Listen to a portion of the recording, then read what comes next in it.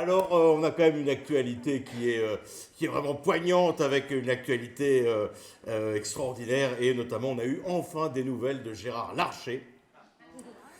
Et oui, des mois que personne ne l'avait vu sur aucun plateau télé, les retraites, pas là, la dette, pas là, le budget, pas là, la crise de régime, pas là. Alors pourtant, la crise de régime,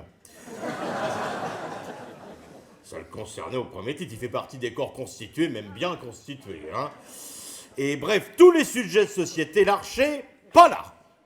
Quand tout à coup, des parlementaires ont proposé l'idée d'interdire l'alcool à la buvette de l'Assemblée et du Sénat. Et alors là, Larcher, partout.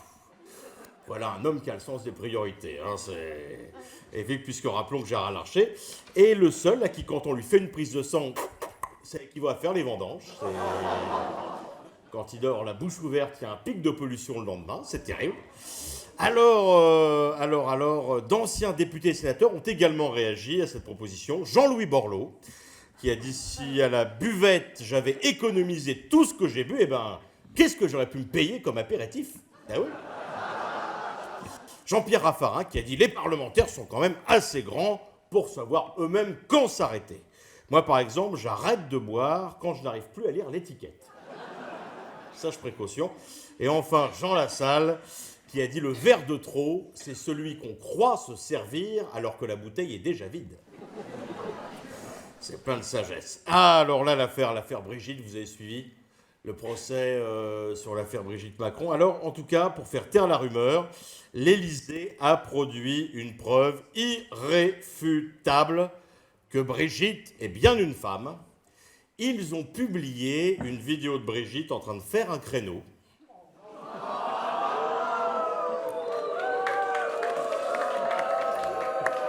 La vidéo dure 45 minutes. C'est bien une femme, la preuve est faite. Voilà.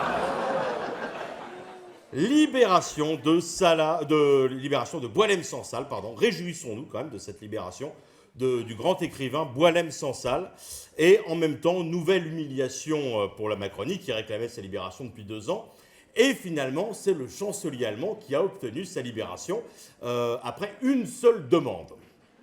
Et c'est une première dans l'histoire de France. Si on nous avait dit qu'un jour, les Allemands collaboreraient à la libération, comme quoi les Allemands, c'est comme les vacances, ils sont plus agréables à prendre en Méditerranée qu'en Normandie. Prenez votre temps. Ah oui, alors ça, on a ajouté, ça a fait débat depuis 1 an, on a ajouté la notion de consentement à la Constitution. Vous avez suivi? Ouais. Donc, ne pas respecter le consentement d'une personne pourra aboutir à une grave peine de prison. Et là, je me suis posé une question. Est-ce que, peut-être d'ailleurs que vous allez vous y associer, moi, quand je reçois ma feuille d'impôt, je ne suis pas consentant. Et pourtant, ils me prennent quand même. Donc je suis violé par le fisc, quelque part. Hein. C'est ce qu'on appelle le fisc fucking.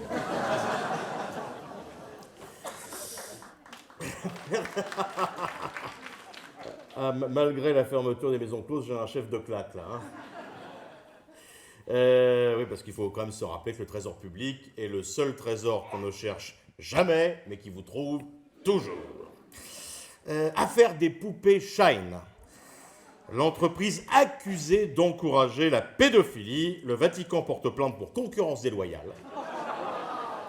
Ah oui, j'avais dit à Chevreuse non. J'avais dit non.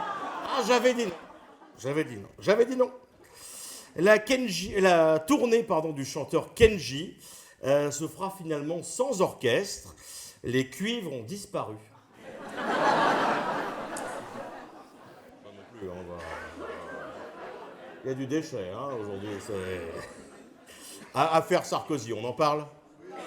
Alors, il s'en est passé des trucs pendant 1 mois. Donc, il est allé en prison. Et alors là, il y a vraiment eu cette scène très jolie, hein, qu'on aime ou pas Sarkozy, mais cette solidarité qu'a eu Carla, qui l'a accompagné jusqu'au bout, qui a été vraiment très proche, très bien, ce qui prouve qu'il y a une solidarité entre personnes qui manquent de voix.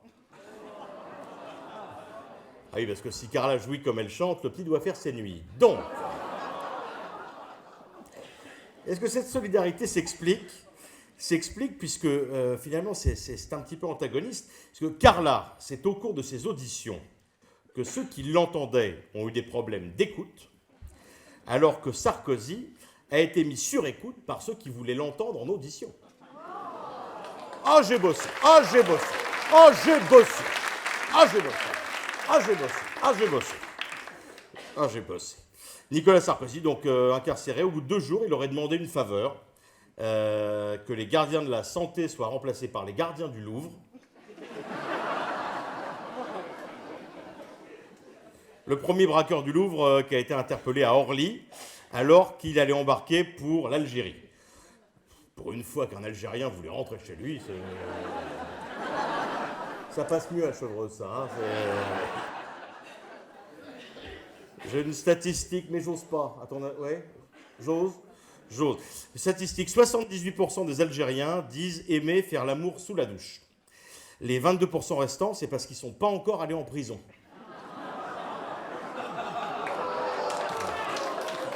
Ouais, non, allez, tiens, je te la donne aussi, celle-là. Donc, Nicolas Sarkozy est sorti de prison. D'ailleurs, c'est étonnant qu'il ne soit pas évadé avant. Il fallait vraiment que les barreaux soient très serrés, hein, parce que les parents ont oublié la levure, à mon avis. Quoi. Je ne sais pas si vous vous souvenez, quand il était président, il y avait une scène magnifique. Un jour, Sarkozy tenait un meeting sur le port de Paimpol. Il déambule beaucoup quand il parle. À un moment, il se prend les pieds dans le fil de son micro et il trébuche dans le bassin du port qui était derrière lui. Heureusement, là-bas, les pêcheurs, très précautionneux, avaient mis un filet. Malheureusement, là-bas, les pêcheurs respectent les normes européennes. Ils l'ont remonté avec le filet, mais ils l'ont immédiatement rejeté à l'eau. Il ne faisait pas la taille réglementaire.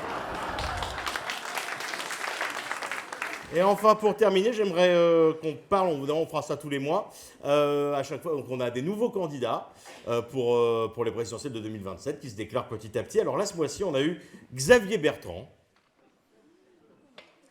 Je vois que le seul ancien assureur à n'avoir toujours pas de franchise, c'est rare.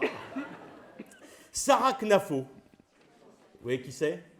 Qui a dit je suis la personne qu'il faut au pays car je suis une femme de goût. Or, je rappelle que son mari, c'est Éric Zemmour. Donc lui a sûrement du goût, mais elle, moins. Hein, Marine Tondelier, qui a décidé d'axer sa campagne sur le problème de l'eau. Rien d'étonnant de la part d'une cruche. Et attendez. Et elle n'exclut pas non plus une candidature commune avec Sandrine Rousseau. Rien de mieux qu'une gourde pour pallier à une cruche. Alors.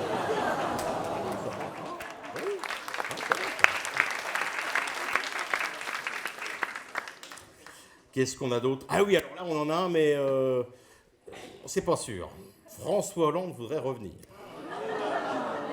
Vous avez vu maintenant dans les sondages, hein, ils mettent Glucksmann ou Hollande pour le PS. Hein. Oui, non, c'était génial. Vous vous rappelez de la période Hollande, c'était formidable. Dès qu'il sortait, il flottait, c'était...